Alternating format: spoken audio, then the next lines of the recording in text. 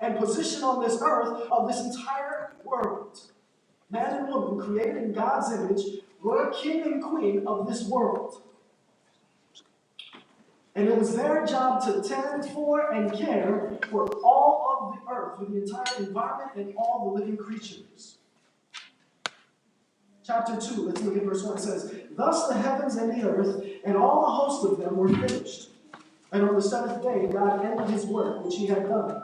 And he rested on the seventh day from all his work which he had made, which he had done.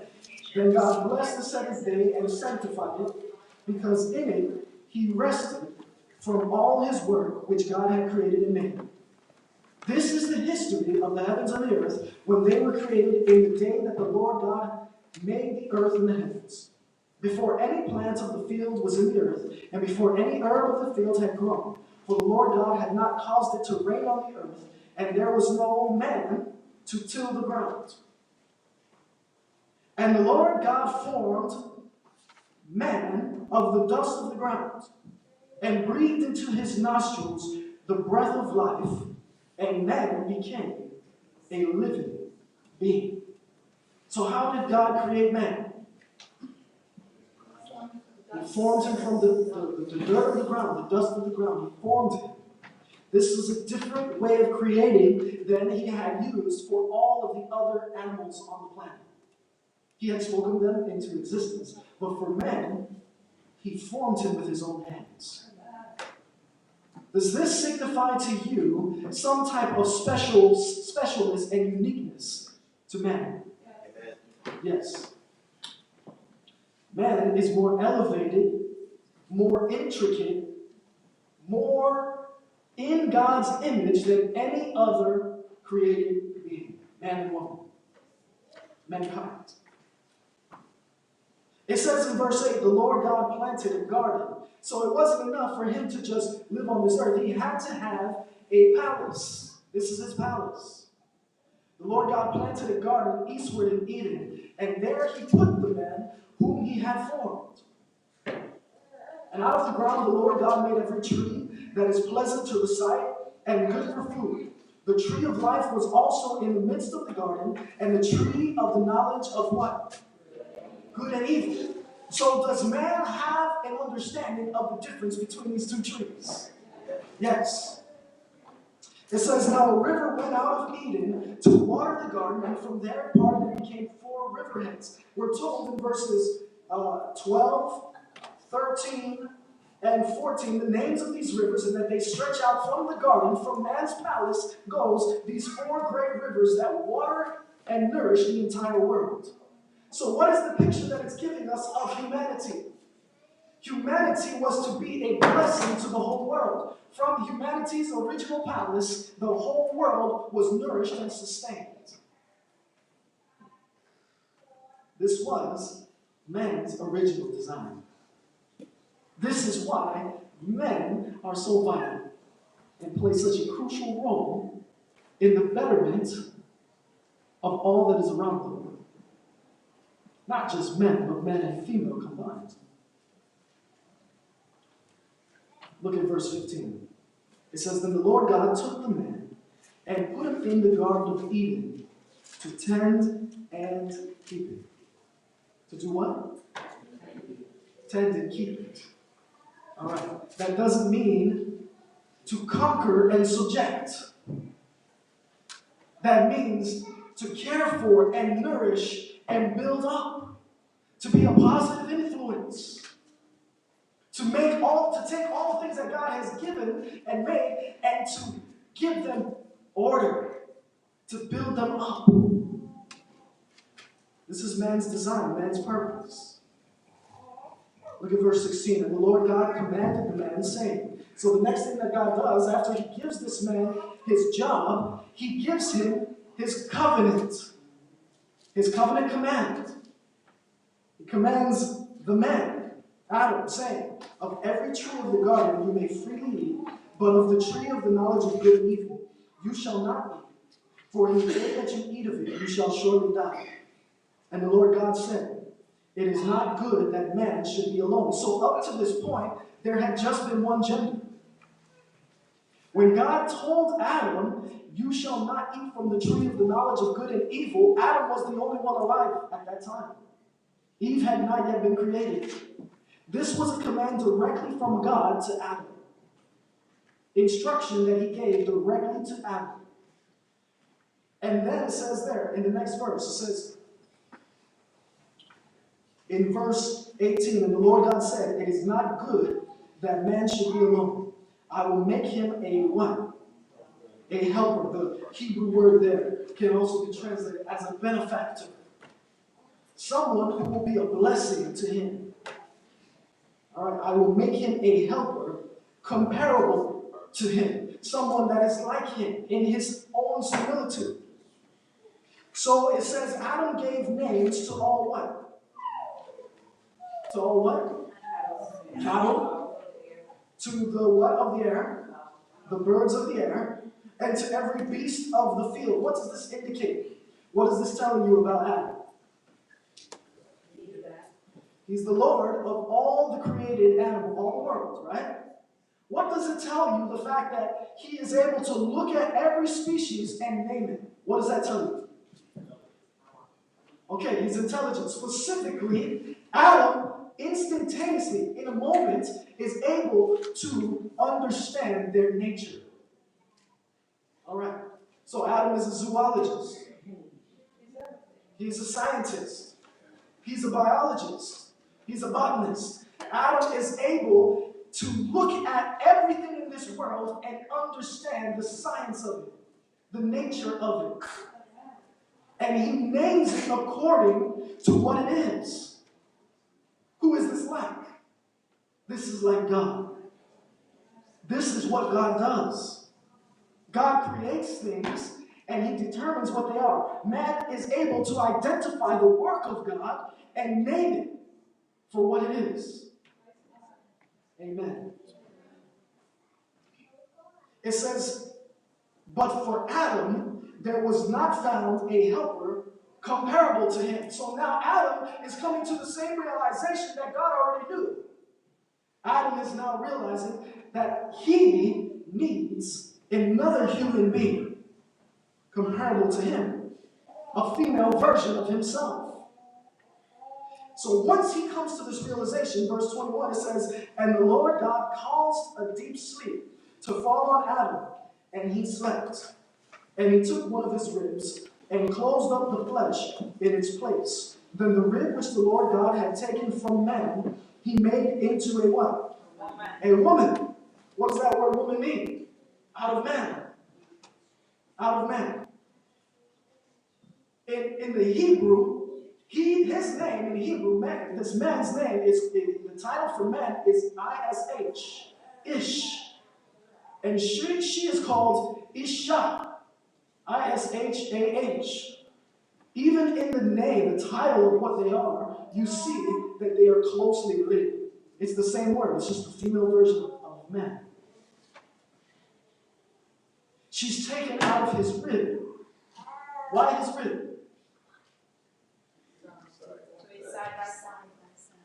The rib is closest to the heart. She's not taken from his head bones to rule over him. She's not taken from his foot bones to be trampled underneath him. She is his equal, is what this is showing us. She is close to his heart. They are the same substance. One and the same.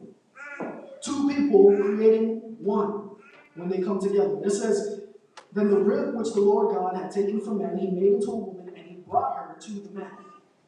So who brings her to the man? The man didn't find her.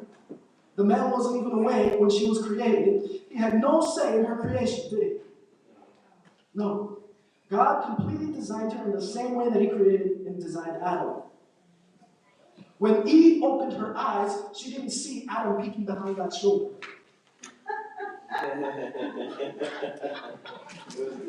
She just saw God. She, in other words, must have a relationship, an exclusive and solitary relationship with God separate from Adam. Just like God has an exclusive relationship separate from her. They do not depend on each other for their existence.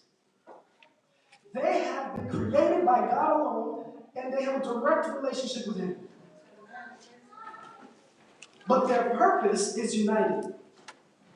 So God brings her to the man. Verse 23 is the first time that Adam actually breaks out into a poem. He saw all the other animals and he just gave them their name, but when he sees her, he breaks out into a poem. This is an indication of how elevated she is, how significant she is. It says, and Adam said, this is now bone of my bones and flesh of my flesh. She shall be called woman because she was taken out of man. So he immediately understands her biology. Yes. He's got that intelligence in him. He immediately understands Eve. It's only sin that has made women complicated to us. Before sin, women were not complicated to men. He completely understood what she was when he saw her. He completely took her in. He completely understood her makeup. This is now bone of my bones and flesh of my flesh. She shall be called woman because she was taken out of man. Verse 24, therefore a man shall leave his father and mother and be joined to his wife, and they shall become one what? One flesh. And they were both naked, the man and his wife, and were not ashamed. Chapter 3. Now, the serpent was more what? Cunning. All right. Hebrew is an action language based on verbal roots. Based on what? Verbal roots. Any verb that shares a verbal root with another word is related to that other word. There's a connection between the words naked and cunning here. The Hebrew word naked has the same verbal root as the Hebrew word cunning. And so, the last verse in chapter 2 says, and they were both naked, the man and his wife, and were not what? Ashamed. Now, the serpent was more cunning, naked, than any beast of the field which the Lord God had made. This is a different type of nakedness. It's related. He's a deceiver. You have gotten a picture of the vast intelligence of mankind, haven't you? You have seen how intelligent Adam was. There's no doubt that when Eve was created and brought to Adam, one of the first things he would have told her is what God had instructed him about the trees in the midst of the garden. He would have told her, God said that we can eat of all these trees, including that tree of life, which sustains our life. But that other one, we can't eat from that. He's told us that the day that we eat from that tree, we will surely die. She's just as intelligent as him, so she takes it all in. She understands it. It makes sense. She understands the covenant stipulations. It says, now they are naked and not ashamed. But here now you have a serpent, and he is cunning. Same verbal root as naked. Now the serpent was more cunning than any beast of the field which the Lord God had made. It's cunning intelligence. It's not intelligence. Yes. For the first time, mankind is going to come in contact with someone whose intelligence is on par with their own. Whose intelligence actually exceeds their own. They've never come in contact other than God and the angels, right? Every created being on this planet so far has not been as intelligent as them. And now they're going to come in contact with someone who has equal or superior intelligence. Yet it's a different type of intelligence. It's cunning. Right? It says, chapter 3, verse 1, and he said to the woman, so who does he talk to first? The woman. In the story, he first makes contact with Eve. And he said to the woman, Has God indeed said, you shall not eat of every tree of the garden? So what is he trying to do here? What is that? Doubt. Introducing doubt. Has God indeed said this? Were you there, Eve? Or is this something that your husband has just told you?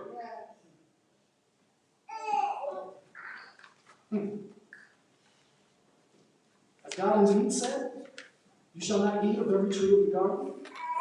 And the woman said to the serpent, we may eat the fruit of the trees of the garden. She's got to correct him because now he's acting like he thinks you can't eat any of the trees. The woman said to the serpent, we may eat the fruit of the trees of the garden, but of the fruit of the tree which is in the midst of the garden, God has said, you shall not eat it, nor shall you what? Did God say you shall not touch it? No. He said you shall not eat it. This is adding to what God has said. And she's falling into the trap. You shall not eat it, nor shall you touch it, lest you die.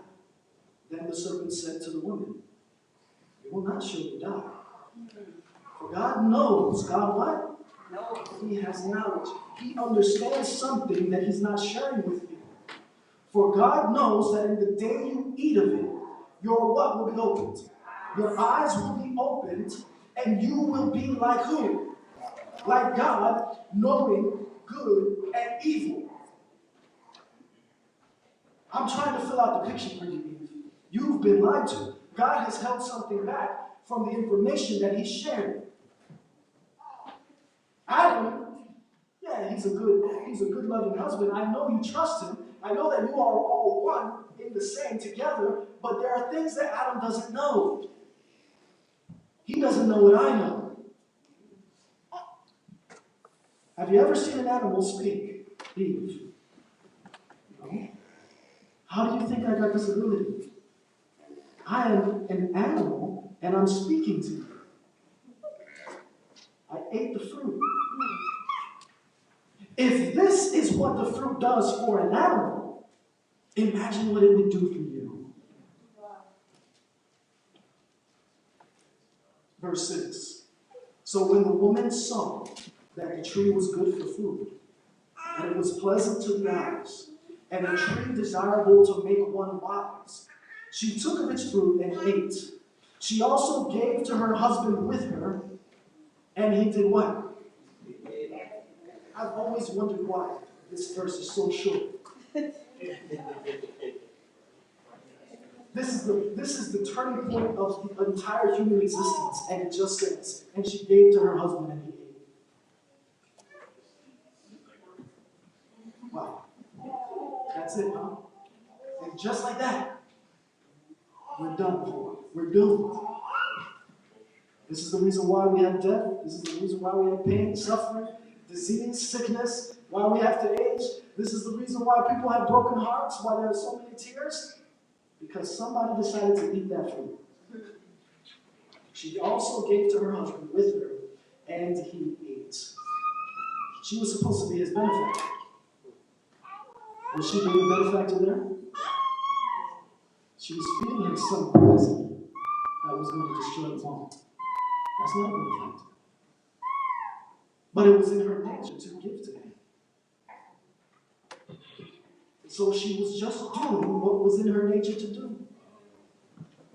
It is in her nature to feed her husband, to provide for her husband, to nurture and nourish her husband. So she's trying to do what she is designed to do, but because she has eaten the fruit, she doesn't realize that she is destroying her husband. And is it possible for you to destroy your spouse and think that you're doing them good? Yes.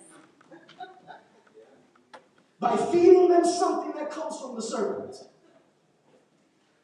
It says, and he ate, verse 7, then the eyes of both of them were opened, and they knew that they were what? Naked. And they sewed fig leaves together and made themselves coverings. The first trade of a human being after sin. Taylor. They made coverings. Put on some clothes to cover their nakedness. Right? they saw that there are healing properties in the fig leaves. They knew this. They tried to heal their condition on their own. Verse 8, and they heard the sound of the Lord God walking in the garden in the cool of the day. And Adam and his wife, who's mentioned first? Adam. And Adam and his wife hid themselves from the presence of the Lord God among the trees of the garden. Notice how the trees are still the setting of the picture of the stage, of the story. It says, then the Lord God called to who? It doesn't say that he called to Eve. It says, then the Lord God called to Adam and said to him, where are you? Adam, where are you?